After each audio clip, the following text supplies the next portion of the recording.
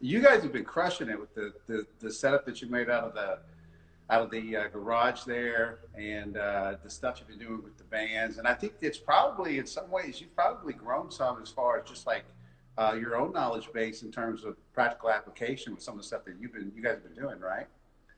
Yeah, it's interesting, when you're presented with a lot of problems and you have to think through that, that whole problem solving process of how you start to come up with things that normally like you wouldn't have had to consider because there was just so many solutions in front of you that required no effort, right? And from a long-term perspective, there are some things that I think we're going to look into with the bands. One of them being that I don't know if you saw, we did a whole week of like eccentric overloading, and it went very differently than I thought it would. Like I thought, based off of like how I felt in the session and immediately afterwards, that I was just going to be wrecked. Like just like my triceps were sore intra workout. I didn't have DOMs. I had like EOMs or like instant onset muscle soreness, right? It was Uh, one day you were telling me you were literally like wiped out almost like immediately. I think it was like after legs.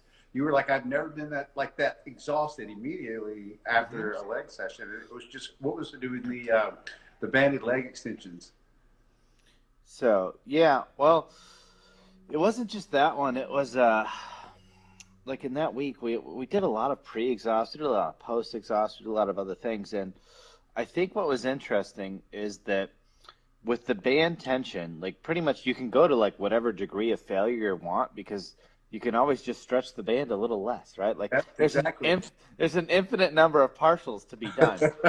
Um, and so there was that aspect of it. And then when we were trying to do that eccentric overload, I think that there's something different when like the fly is a great example of when you're like kind of positioning your body swinging into a load, you're kind of able to buffer that versus like having a weight shove you there.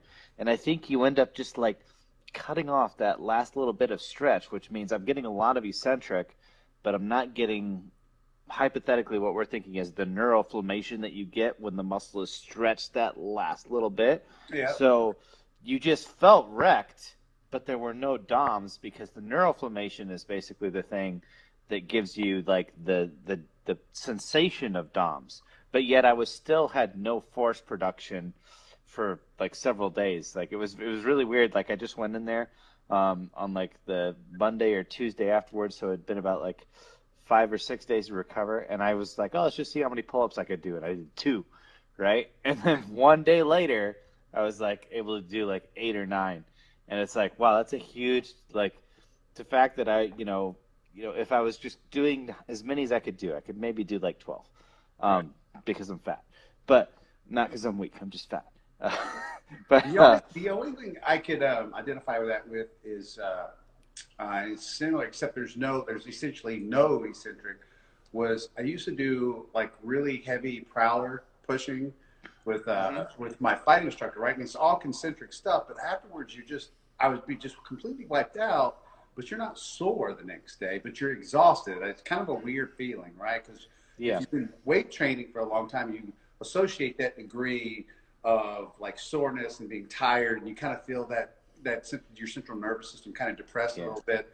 But when you do concentric only, and it's like you said, it's like you weren't getting that last bit. It's almost like the immune system doesn't have the same degree of response, right? Um, Well, the nervous system basically there's actually a cool study that just got published in February I think on this that was like kind of reaffirming this. So when the muscle gets stretched, it literally compresses the nerve tissue, and so then you get inflammation like that's localized to like that neural sheath, and that's what gives us the pain of DOMS. Otherwise, like if our muscles are beat up and they're inflamed, we don't really have a lot of sensory to that compared to what we do if the nervous system is inflamed. mhm. And so that's the big difference of when you're able to do something that's like extremely concentric and isn't ever loading you in a stretched position. Because that's also true of the sled and stuff, right? Right. Um, yeah, interesting. All right. So this is, I told people to jump in here and start hitting us. We have actually, I realized we've done another live where we talked about glute stuff before. Dude, you always want to talk about ass shit with me. I don't know what your deal is. Dude, I don't want to do it. It's like I get asked about this stuff, and you and I end up talking when somebody asks me about ass stuff, and we end up on here talking about ass stuff. So Yeah, so somebody asks you and be like, "Oh, you want to know? I'll get Cass. Am I your?" Well, yeah, I made the post the other day because I did a glute article, like home glute article for T-Nation, and I made the post about it. And I don't know, I was talking today. I said I want to talk about glute dominant squats because that was one of the questions that I got asked. I was like, well, I didn't squat after I got the powerlifting. I was so done with squatting for a while, right? I had spent all those years with a heavy barbell on my back, and I was just so done with it, and I was so happy to be done with it. And then my glutes grew a lot just from lunging and doing, the stuff that I was doing. And it was just such a nice break from doing all that stuff. And in the last few years, I've gotten more into doing, most of my leg works now are hamstring and glute dominant. And whatever side effect I get from quads, I'm good with. Because as I wrote in there, as I get older, I'm more conscious about just taking care of the muscles that are doing a job supporting my knees and hips and stuff like that. So, I told everybody to jump in here and hit us with some questions. Somebody thinks I look like Antoine Ballet, that's fine. He's a good looking dude. So Pablo says, question, what ratio of hams, glutes exercise to quad exercise would you recommend? I think we're going to get hit with a lot of programming questions, which is okay, because I was thinking going in this, let's white belt this. That way the average person could come in here and get something good out of it. I think we're probably going to get a lot of programming. And so Pablo is asking, well, what's the ratio of hams to glutes exercise to quad exercise you would recommend for a leg day to be glute ham dominant? So you can go, you can answer yours, and then I'll follow up with kind of how I structure my glute ham days too. So if you're looking for a glute ham day, how are you usually setting those up? Well, so, I mean, there's a million ways to answer this question. But I would say if I looked at what I do more often than not, if I'm going for a glute and ham day, I'm going to look for how I can get output out of both of those separately, and then possibly have one thing that's integrated to, for both of them, right? So I may have a leg curl, a pull, and then like a hip thrust glute bridge type thing. So it's like I kind of have an isolation movement of each, and then I have, a combination movement of each. But things to consider with that are, what are you going to do with your quad movement, and when does that occur, and stuff like that. So I think, and this was actually a really good thing with the home workouts, is because almost everybody's leg training was revolved around squatting or lunging motions. Right. That's like your biggest consideration of like, well, how much do I have and where do I put it? Is you've really got to look at how much space do I have between quads and glutes, or how much volume do I need for quads and glutes, and what type of equipment do I have to separate that out? Because if I have a hack squat and a leg extension, I can hit quads and not have to worry about much overlap with my glutes. But if I have to squat, then I have to, there's going to be glutes in there. Like there's just, you can do a really quad dominant squat, but even in a quad dominant squat, you're still going to get some glutes. Yeah. So how much and when is going to be the culmination of those factors. But I want to make sure that I hit everything in an isolated fashion. And when it comes to the hips, I like to hit something. Like to hit an integrated movement that's going to work both the glutes and hams as hip extensors in some way, shape, or form. Yeah, and one of the things that I like to do, and this is I like to seat it if it's for my glute and hamstring days. Depending on the sequencing of exercises, will actually determine, like, for example, if I use like a lying leg curl or a seated leg curl necessarily, because with the seated leg curl, your glutes aren't really having to work to provide any stability for the pelvis. And I think that's something a lot of people probably don't think about. But if you're doing, say, if you start off with lying leg curls, then you're asking a little more of the glutes. So not necessarily, like you said, if you're actually trying to get the greatest amount of output from the movements that you're going to pick for glutes, conceivably you'd want them to be as fresh as possible too when you got over to the glute movements, so you could really hammer the shit out of them. So if you're using a lying leg curl or a seated leg curl, the sequencing is going to matter there. And I pretty much approach it the same as I start everything working in the short position. So if I'm doing hamstrings, I'm going to always start with a leg curl first, and then I'm going to move to like an RDL or a good morning or something like that. But if it's glutes, similar thing. I'm gonna almost always start with a glute bridge, in order to really fatigue it in that short position, and then move over into either it's basically just it's going to be almost always one of two things, either a glute dominant squat or a glute leg press, and then I always finish with some unilateral work. And I just find that it's kind of hard. You and I talked about this weeks ago. Is if the majority of leg exercises people are going to have access to right now at this moment are all pretty dominantly glute based movements. So, Yeah. I mean, that's for anybody that's looking to build a workout. And if you can't went into quarantine and you didn't have access to anything and you were really training pretty hard, you would come out of quarantine with a pretty big booty. You were going hard in the paint at it, right? Every week. Yeah. It's actually like the one thing that we never like. It's not even really a consideration in terms of like, how are we going to do this? Glutes is always just like, it's usually like, how can we get quads and hams without having an ass to sort of sit? Like that's Right. that's the problem. Right. Yeah, and I mean all the exercises right now. I mean, if you don't have anything at all right available to you, you got bodyweight squats, lunges, and basically you're going to end up with lunge variations. Like if you don't have any, if you have no bands and no weights, that's really what you got left with, right? Like bodyweight squats and lunge variations. Maybe you can get something out of like some single leg RDLs. Maybe you can do like plank position leg extensions just to have something else that's in there. But and one-legged glute bridges, which are actually really really hard even without it. Yep. So I mean it's kind of like we said. If this was the best time, if you don't have any equipment, that you could probably build a butt. That's the one thing you could definitely build a big whatever of. Even if it's on accident. All right. Okay, so we got some other questions here. Okay, so how frequently can you train glutes for optimal growth per week? And this is another one. I always find that it's hard to answer when it's just that simple a question. I don't know if it's just me, but like I think a lot of times people are just looking for a blanket answer. But how many times a week that you're training glutes will come back to how much volume do you plan on doing in a session? And I mean, that's going to be one, and then how hard you're working in that volume. So there's kind of each individual variable in there kind of applies to the other one. So if you're training at a really high degree of effort, your volume's probably going to be lower, but then you're going to need time to at least recover from a localized or peripheral standpoint with those muscles before you train it again.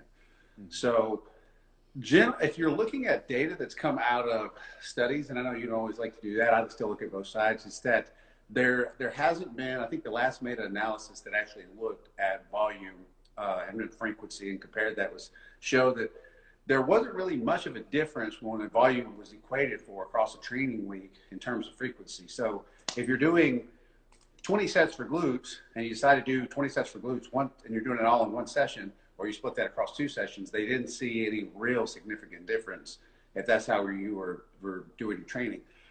From a practical standpoint, what I've just found works pretty well, and you can give me your answer about this too, is just generally what I found is John Meadows narrowed it down saying just train a muscle when you feel like it's recovered. I think you have to have put in some time in the trenches before you get a kind of instinctual idea of maybe when that is. But twice one week and then one time the next week, I've found to be work pretty well for me, and pretty well for a lot of clients. Everybody has different recovery rates, and everybody handles existential stress outside of the gym differently, which plays a bigger role than most people think about in terms of recovery and how often you can train a week, how many times you can train a muscle group a week.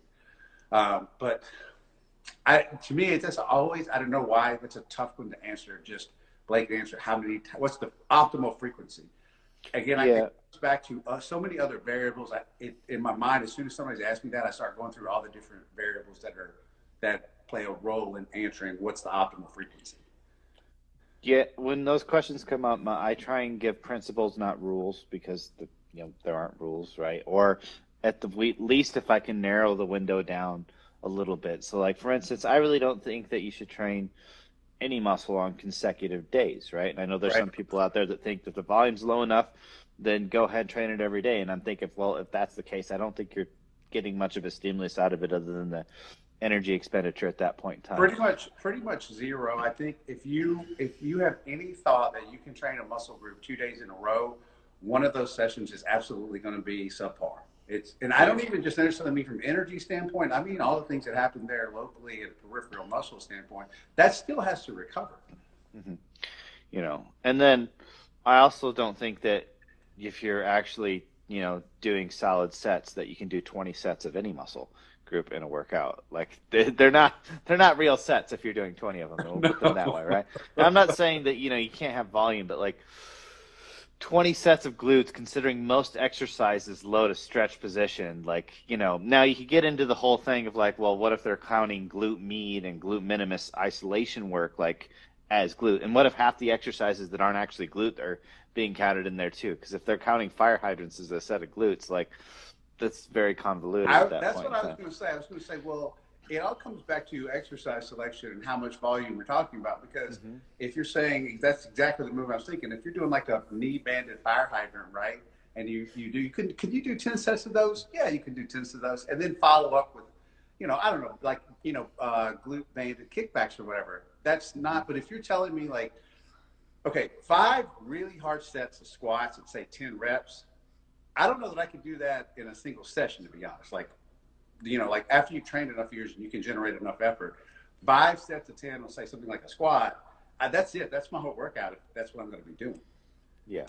And that's 5 hard sets. So when it comes back to people asking, I think what the optimal frequency is, generally speaking, it's almost like they can't get their head around not training muscle group twice a week anymore. That almost always seems to come back to what I find out of the evidence-based crowd. Despite the fact that they know from meta-analysis there's no difference when volume's equated for the training week. From a practical standpoint, if you're training 4 times a week, doing an upper-lower split, or where you're doing a push-pull legs, and then that goes over into the next week, that you're one or two things happening. You're either training that muscle group twice a week, one week, or you're hitting it twice 1 week, and then usually once the next week or something along those lines. Yeah.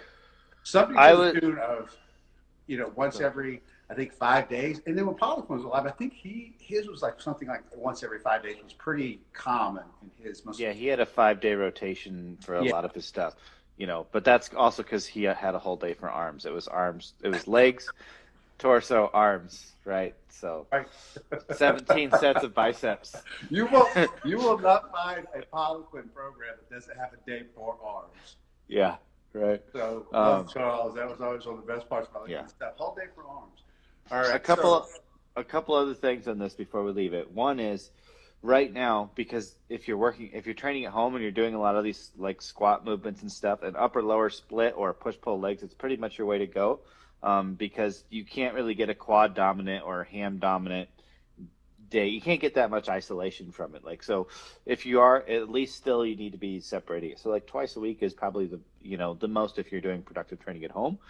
If you're able to isolate that stuff out and you could use maybe more short position stuff or whatever, I did see really good results when I was doing a lot of research with like, bikini girls and stuff like that. And I was running them through a bunch of protocols of doing like essentially we had a quad and glute day, a ham and glute day, and then we had a unilateral day.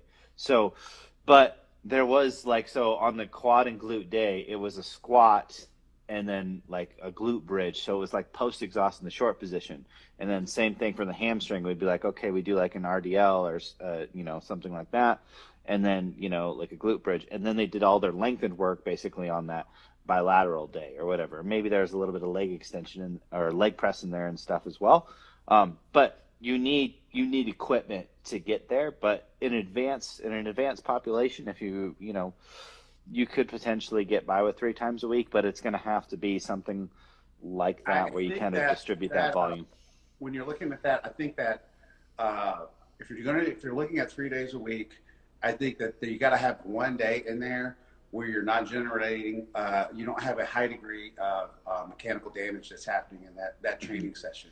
That makes it easier to recover from. So you could have one day where you're training, it's a more complete day, like we've talked about, where you're working the short position, the glutes, like it's a glute bridge, it's a glute dominant squat or leg press, and it's maybe and then you're maybe having you make like a leg extension, or you just throw up some hamstring work, and then another day where you're looking at different variations of those. So it's like a 45-degree back raise, but more glute dominant, and then it's like a glute leg press, or maybe that day's a little more unilateral dominant, right? So you're working in short position, and then you have another day where you're doing like your fire hydrants and your abduction machine or whatever it is what you want to do, where you're not loading it in that length of position at all very much.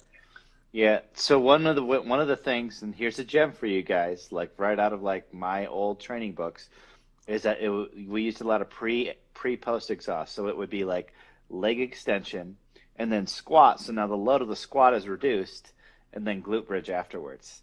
So he essentially post exhausted the quads in an area that would mechanically traumatize those, but post exhausted the glutes in a way that wouldn't be mechanically traumatizing. And then on the hamstring day, we would do leg curl, RDL, glute bridge, like basically same principle. And then on the unilateral day, just like split squat and lunges to death. Basically, make them cry. Okay, some other good questions. Let's see. What is the furthest foot external rotation allowable for RDLs and glute bridges?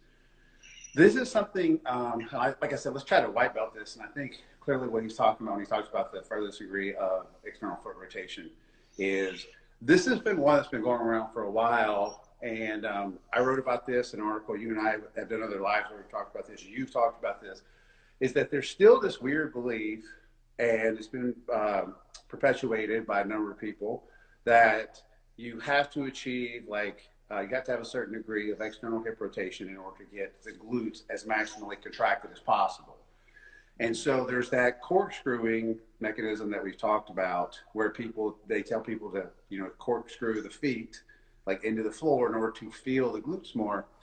I know that you're gonna love that one. And what I want to emphasize to people is that what you're actually feeling there is the deep external rotators. And I just talked with a friend the other day. She's like, "Why is my back always hurting after leg day?" And I said, "Probably because you're straining your piriformis over and over and over again because of doing that kind of stuff."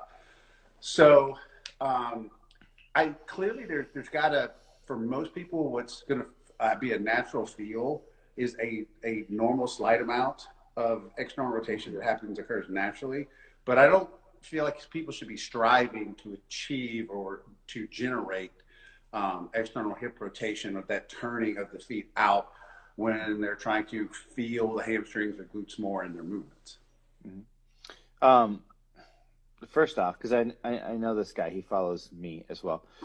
There's no point in worrying at all about the fully shortening in an RDL because there's no goddamn load there.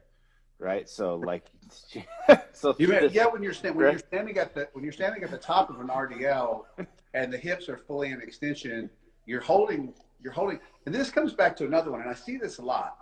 So this one's been going around a lot because people don't have access to a lot of stuff. But banding, doing either RDLs or like deadlifts of some sort, and banding, putting the band like around like the top, right? You know what I'm talking about, where they put the band around their neck and then under their feet. And they're making that really hard. But when you're standing up, basically the band is just pulling down on your shoulder girdle. Yeah. So there's not applying any resistance against achieving hip extension. Yeah, not in the top. Not at the top. Yeah. So I see that one a lot. And it's not that it's awful, but if you're trying to generate resistance like for the glutes into getting into hip extension, the band has to be around the waist. Yeah. So I feel like that's just a. Yeah, and if you're doing the banded like if you do the banded around the waist RDL version, it doesn't work without load, people. Like if you just hump the band in space, like the band is there to allow you to lean forward and use like counterweight to load the glutes. Right. If you just hump the band, it's also not glutes, just FYI. Okay. So at the very least, you have to be holding something or someone or whatever, right?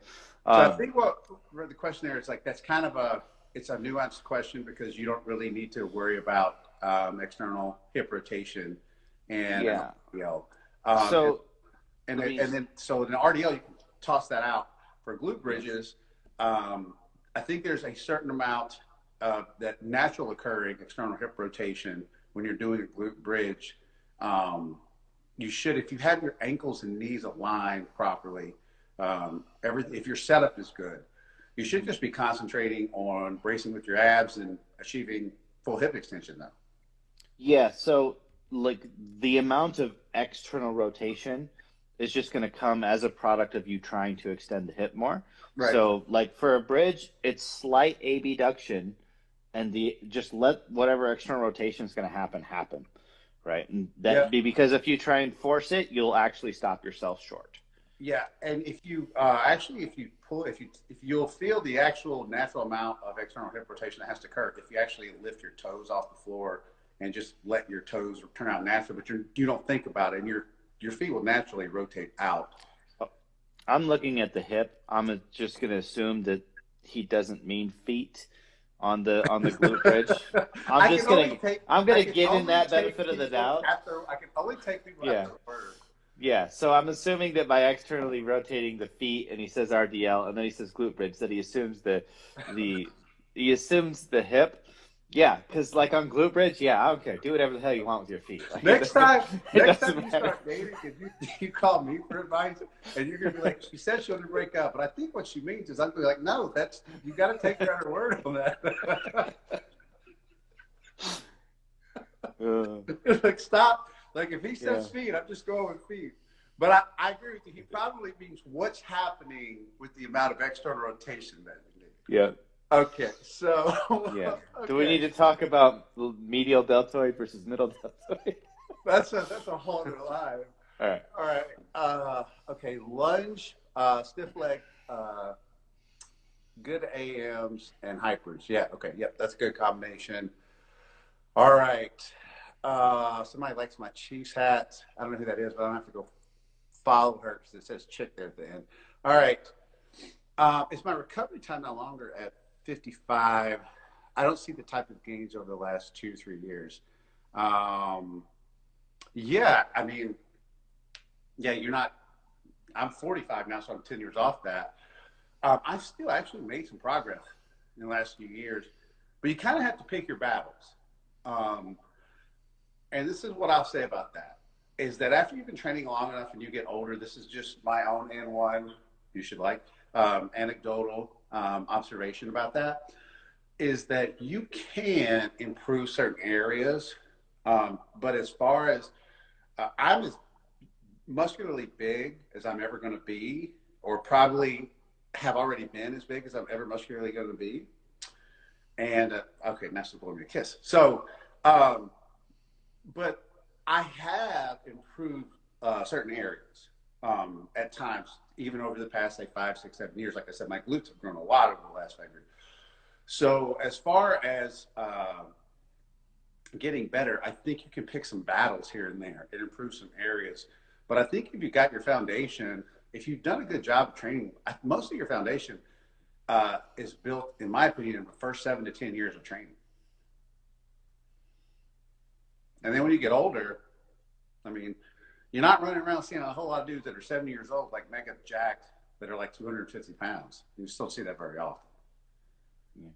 I think the biggest thing with age, when you look at what changes in terms of hormones and stuff like that, you'll still be able, like, as long as you don't train like a jackass, you'll still be able to recover from heavy weights.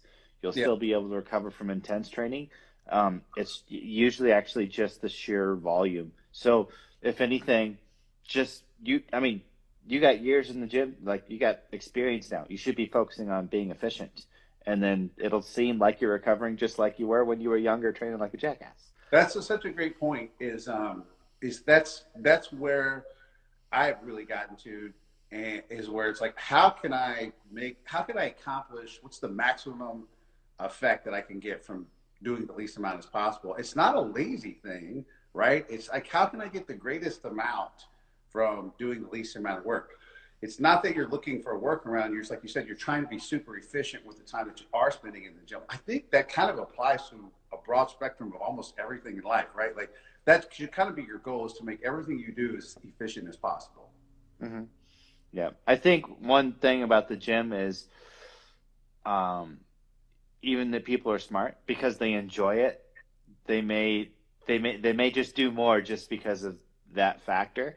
And I honestly see that as actually one of the things because we train some some they're not silver sneakers, they're silver weight shoe people, whatever you want to call it. Are you talking about snowbirds? So yeah, old people, the gray hairs. But we have we have a fair amount of those guys, and actually one of the challenges is like we can program them very efficiently, but it's the wants to do more because like you just love it. And so I would say one thing is to almost make it a mental challenge to yourself to see like, what can I get done in this, in these few number of sets or, whatever, and use that as an excuse to push yourself both effort wise and creativity wise, and let that replace just that, oh, I just like being in the gym and so I want to be there longer. Because we do I have a love few those of those people. people. My question back to those people, anybody that's watching this is I tell people, ask yourself the question: are you trying to achieve a certain goal, or are you a stimulation junkie? Mm-hmm. So people who are stimulation junkies, those are the ones that are commonly the most frustrated with their progress, but they spend an inordinate amount of time in the gym or training and doing stuff. They're there almost every day, and you'll see those people a lot. But if you talk to them, and I have consistently found this to be the case, is they're the ones often most frustrated with their progress, but they spend the most amount of time in the gym, and they have gotten hung up. And not to be sexist, but because I've found that women tend to be bigger gym stimulation junkies more times than not than men, because they have this belief that you've got to train so much, and you've got to do so much volume, you've got to be in the gym so often, and those kind of things. And when you tell them to pare back and you're trying to get them to an efficient platform of training, it can go against everything that they've kind of the framework they've built in their head about how results are actually achieved. Because at some point, doing all that stuff, they saw results. Because if you do a whole bunch of stuff, well, something's getting stimulated, right? There's going to be enough of a disruption to homeostasis that something's going to change, right? But then after a while, the body just adapts to that too, and it's just not efficient anymore, or it can't recover anymore from that. Yeah. So that's pretty much consistently seeking if like the highest degree of efficiency is actually going to get you to your goals faster. And it's not always about doing more. In fact, for a lot of people, it can often be about doing a lot less. Yeah. And your guy there that was talking about the foot thing. So next time, I guess if a girl tells you that she wants to break up, maybe she isn't really saying that, because he said that, thanks for answering, guys.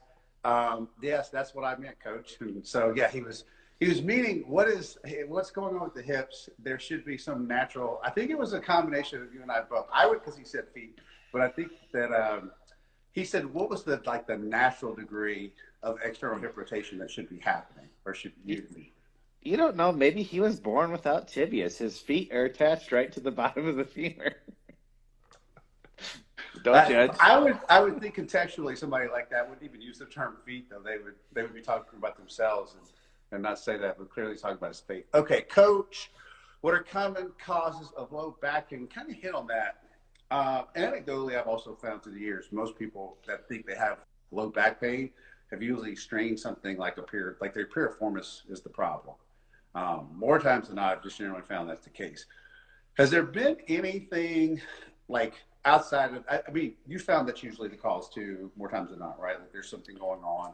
That's a specific population. Like that in terms of back pain, in like a particular group of females that have been doing a particular group of exercises, out there. What exercise might you be talking about, Kat? Yeah, so these are all the hip circle banded thingies and the frog pumps. I mean, those things where they've been forcing the abduction and external rotation while trying to do all these hip extension movements. Those are the people where I do see that usually there's the piriformis problem is, we'll say, tends to be the leader. But outside of that population, I do actually see that it's people that actually are doing tons of they're loaded through extension, but aren't doing anything to actually address their hip flexors. So their hip flexors are just Their psoas is either spastic or weak. It's not that it's tight ever per se. It's well, because tight means restrictive, right? So tight Right. is No, limiting no, your I'm range just of laughing motion. because when we were in Dallas, me and you and Joy were like in tears, talking like the armchair expert answered for like every problem is like tight hip flexors, Yeah, right? yeah, Like you right. tore your bicep, tight hip flexors. It's like Yeah, right now, every death that happens is coronavirus related. And in the physical therapy world, everything that hurts on you is related to tight hip flexors. Sit down too long, got tight hip flexors. yeah, Can't squat to death, got tight hip flexors. Can't bench press properly, tight hip flexors. Whatever it is, yeah, one of those tight hip flexors. yeah. What you're talking about there that I wanted to expound on is because most people are having to train at home, but even when they're not, people who get involved, and this is really common, we can't correct every person on the face of the planet that does this, is that the use of bands around the knees to constantly be doing abduction at the hips is so freaking like it has not died down in popularity at all. Dude, it's not even just like I see people putting it around their feet while they're just like, I saw a girl the other day with it on around her ankles I think she was squatting. yeah, yeah. You know, it's almost to the point. You would have loved it. Adam and was here filming, and he basically just started putting bands, like just laying them on his body while doing other exercises. It's because that's essentially what we're seeing. It's like, well, if you just put a band around your hip while you do something, now it's a glute. Now it's a glute exercise. It's like the equivalent of, pointing your ass at the camera makes it a glute exercise. Um, yeah, so it's almost become, it's not even the abduction. It's almost like there's this mystique of like, oh wow, this is the hip circle, and if I put it on my body anywhere, it works my hips because it's the hip circle, right? Here's the thing though is there's a lot of girls who have done this, right? So and have really great glute development. Mm-hmm. And so what happens is they'll say their argument is, well, I did that and I have really great glutes. My thing about that is almost kind of like saying Ronnie Coleman had some of the worst technique on the face of the planet, but it also worked for him. Mm-hmm. There's a lot of things that work for people in spite of what they're doing. Yeah, well, and volume and frequency is a huge thing too, right? Like if I wanted to, I could pound a nail in with this pen. I would just Right. have to sit here and and that's what people are usually doing, right? Like they're doing 30 sets a week, of this. And we just had this discussion. Like if it takes 20 sets, that probably means you're not doing good sets. If it takes 30, that means most of your sets must be visualization sets, right? Yeah. And it's like you said, the body will adapt, right? Like you keep throwing a stimulus at the body over and over again, there's going to be some type of outcome. Um, and that's the case with volume, right? Like something's going to get stimulated if you do enough of something. And I do know of some girls who have gotten, we'll say, glute development, but they're not aesthetically good looking glutes. And you will see it's like they have this really big like glute minimus medius like on the outside. So their butt looks wider from like the back view than it does from the side view, and that's not the way it's supposed to be. And then they have like this gap between the glute max and then the other two. So instead of it being a round booty, there's like a chunk of the pie that's missing, and it's. I mean, my personal preference is I don't think that's an aesthetically that's the look that we're going for, Right. right? It's So because it's like, I think what's important is not that and clearly you want some abduction that's happening, right, to develop the glute medius. Although mm-hmm, you can develop, I think the glute medius you can develop it just as well without ever necessarily doing abduction and doing unilateral work where you're asking the glute medius to stabilize the pelvis. I mean, if you're looking for a complete routine, abduction of some sort where you're shortening the glute medius, probably going to be needed, right? But I think what we're both saying here at some degree is that you like throw in some abduction of some sort, but you don't need to do abduction with a band around your knees on every freaking glute exercise. mm-hmm. Like some moderation, ladies. Some moderation here. Yeah. And when you do want to train the other muscles, train them directly. Don't try and mix it all together. It's like you wouldn't try and mix front and rear delts in the same exercise, right? And it's essentially what you're trying to do when you're trying to train glute med and glute max. Like one pushes the leg laterally, one pushes it like behind you and in the opposite direction, right? Like, yeah, that's how I always view when I'm picking a movement. I'm like, okay, what's the tissue I'm really trying to target here, right? And it's just one. It's unless it's an integrated movement, we're just working a motor pattern, right? So but generally speaking, when I'm picking movements, I'm like, what tissue is it I'm trying to train? And if you can't answer that question, then your programming is going to be subpar, right? Like if I ask you, okay, so what are you trying to train with this movement? And if you're trying to train multiple divisions, for example, like of a muscle, right? Or if you're trying, like you said, oh, I want to hear anterior delts and posterior delts, you'd be like, no, there's no really efficient way to do that. Just you pick one movement for anterior and pick one for posterior. yeah. So for ladies who like, oh, I want to maximize my glute development, well then have some movements that you do, like single leg movements we talked about that cause the glute medius to stabilize the pelvis. Have some movements that you do where there's abduction going on, where you're shortening the glute medius, and then have movements that you do where you're like picking glute bridges and you're picking glute leg presses and you're stretching the glute max at different lengths too. And that's efficiency. But simply just saying, I'm going to put a band around my knees and then do a whole glute workout, you're not actually working as efficiently as you could be. Yeah. It's funny because if you apply that logic to any other area in the body, people will immediately shut it down. Right? Yeah, give some examples here. Right. Like, let's just think like, okay, well, if I wanted to do lats, would I just put a band around like my hands for like all of my movements, just like, or whatever? Like, because I mean, that's the rationale that we're going with down here, right? Is as long as I'm pushing out on everything that I do with my leg, and sometimes not even with my legs, that then makes it, that makes it glutes. And we got somebody that thinks they know physics down here. Anyway, but when we're looking at the band, you can definitely use the band to train glute med.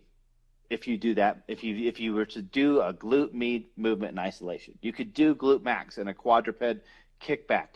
If you do it in isolation, you could do glute minimus, but you would direct those paths and you would do it in those motions. So I think one thing that you should probably take from just like if I think when people try to overcomplicate or get too greedy, it's like you should always be kind of having more singular resistance. So there are some people that will like put multiple angles on something and stuff, and I see the theory, but there's a theory behind that of like, okay, I'm getting more because I'm challenging these multiple directions. But the reality is that those tend to actually reduce what the actual goal direction was. Correct. And I made that video a while back before the quarantine hit, where I showed if you go into hip extension, like in a glute bridge, and you maximally shorten the glutes, and then you go into abduction, you actually see that you lose a degree of hip extension automatically because your body wants to be efficient with what you're asking it to do, right? We're coming back to efficiency. So if you're saying I need abduction, well, what's responsible for abduction, right? And then it says, okay, well, I want to go into abduction, so I have to lose some hip extension to do what you're asking me to do. Your nervous system isn't stupid. If you do fire hydrant, right, and bring your leg out to the side, and then you go and do hip flexion, you kick the leg straight back, right? What will happen is if you want to fully shorten the glute maximus, that leg will turn up and under like that because it'll let go of trying to use the glute medius and say, okay, you want me to use the glute max now? Like, I think you understand what I'm saying, right? Yep. Yeah. It actually, I mean, technically glute motion finishes with adduction, right? Like it's an arc. Right. It's right. Yep. It's an arc. And I think that's what you're coming back to, and it's going to be the recurring principle there of being efficient. Is that if you want to If you want to use a hip circle, then say I'm doing abduction and I'm training my glute medius, but then don't try to do other motions and say, well, I'm squatting with a band around my knees because, like, are you going to get abduction and use the glutes right? But you're basically just training your glute medius at that point. There's, if you're, and especially like when I see people squat like that, there's no resistance against achieving hip extension, right? In a squat. So if you're doing a squat, you're trying to load that lengthened position. So are you using the squat? Here, you ask yourself, are you using the squat to train the glute max in a lengthened position? Or are you putting a band around your knees and trying to train abduction? They aren't the same things. Yep. And in reality, your glutes work with your adductor magnus as like your two dominant hip extensors in the squat.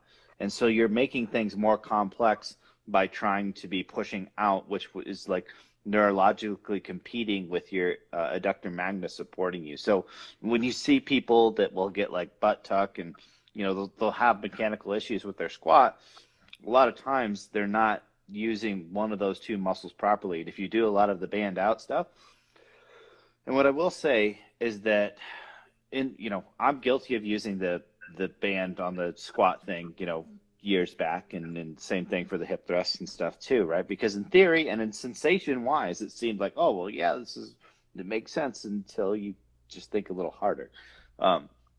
But if you do have somebody, and, they do have the knees caving in or something like that. So the last thing that you want to do is like make that forceful, but sometimes a very, very light band could be used as an external cue. Yep. Right? But you wouldn't progress the load of the band. It'd be like, okay, as soon as you're now proprioceptively aware of where your knees are with this, we're getting rid of it and we're putting load on the bar. Great word. And that's a perfect word for that point, right? It's like a light band to just create a mental cue. I need to hold position here to be maximally efficient with my movements. That's not a bad thing. But when you go with a resistance band and the loading to where then the nervous system has to change and go, I'm having to fully shorten in this movement. Now, that comes back to we're making this movement efficiency about the pushing the knees out, holding abduction, and now that's all the nervous system is going to be focused on. Mm-hmm. And now your movement pattern is going to be abduction, rather than if you're trying to train a squat pattern, you're not just holding the knees in that place. It's you're okay. I'm actually training abduction instead of a squat pattern.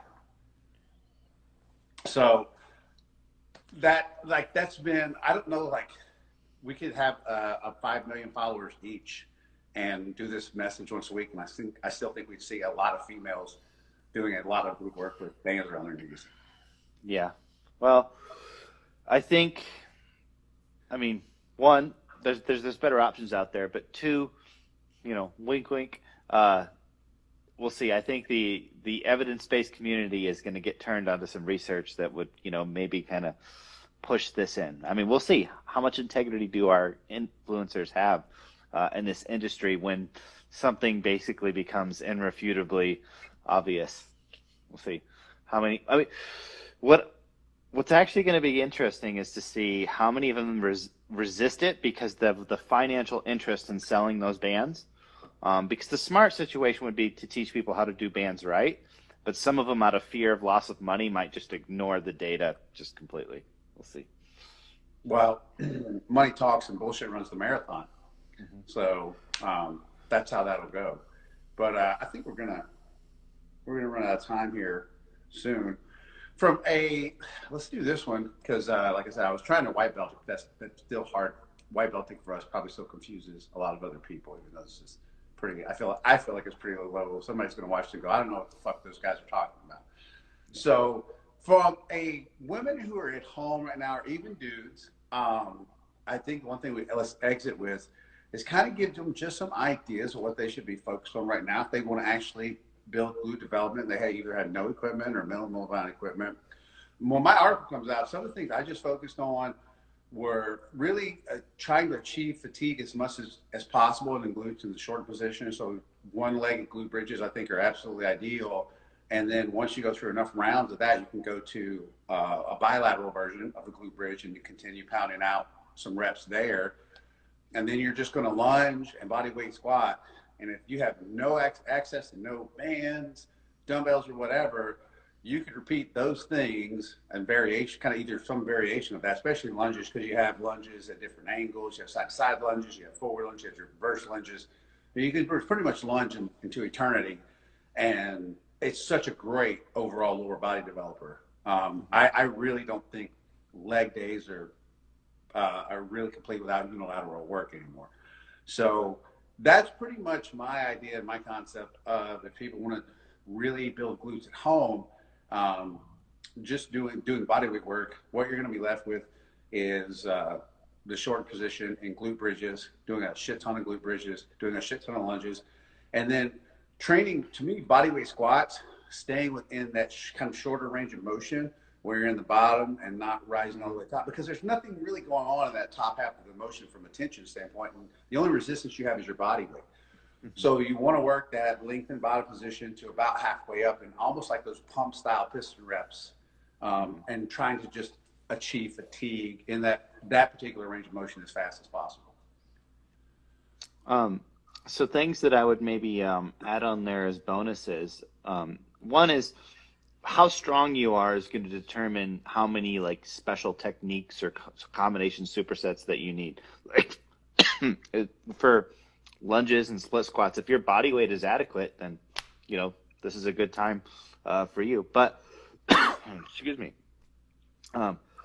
if you're not, or if your body weight is not adequate, this is where using like pre-exhaust and stuff can really come in and help. Using longer pauses in like the bottom portions, like you said. And so for the unilateral work, the problem with like I really like lunges, so keep doing the lunges. But like another solution is to really use a lot of split squats, because you can do, say, a right leg on the floor, like unilateral glute bridge, and then go right into a right leg on the floor Bulgarian split squat. That is such a brutal combination, right? Mm-hmm. Just body weight only stuff. Is that superset of a body weight single legged glute bridge to failure or close to failure, and then go right into a split squat. It's awful. Yeah. But you have to do it with the split squat versus the lunge, because you need a single exercise. And that works well. So I like to do, like, I'll superset lunges with a bilateral movement, and then I'll superset split squats with, another unilateral movement, and it could be, that's where your single leg RDLs, if you have minimal weight or whatever, you're picking up the end of a table, or your dog, or, right. A kid that's playing the PlayStation controller, just, adding a little difficulty for them, whatever it may be. And I agree with you. That was one of the things that I put in the article is the sequencing is so important when you're just dealing with bodyweight too. Is like you want to fatigue the muscle as quickly as possible before you get into the movements that you have a more mechanical advantage over when you have body weight. So you wouldn't ever want to start off with like body weight squats and working that, because you just have to fatigue the shit out of yourself with 1,000 reps if you had any decent degree amount of strength, right? Yeah. So your sequencing matters. And like, it's funny, the less stuff that you have to work with, the smarter that you have to be with with your programming concepts. So something like sequencing becomes super important to make workouts efficient when you don't have anything to work with.